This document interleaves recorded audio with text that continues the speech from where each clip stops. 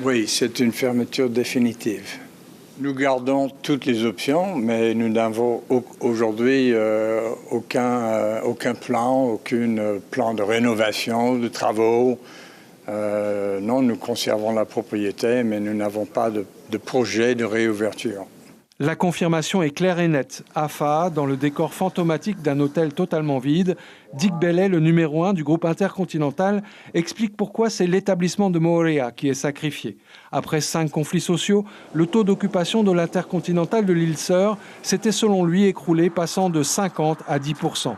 Hier soir, à Moorea, une partie des salariés a suivi à distance une réunion qui aura duré plus de 7 heures.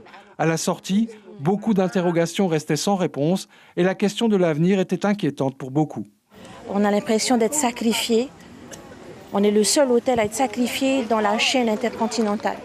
C'est pour ça qu'on leur a posé la question, quelle est la raison pour laquelle notre hôtel est dans la ligne de mire. Ils n'ont pas de réponse à nous donner, sauf que de nous dire que l'hôtel va être fermé. Tu as des crédits aussi à la banque? Oui, j'ai des crédits à la banque. C'est ça qui vous fait peur? Oui, voilà. C'est ça qui me fait peur. Il faut payer.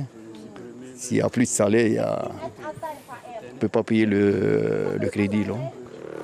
Une majorité d'employés comme Florent travaillaient là depuis très longtemps.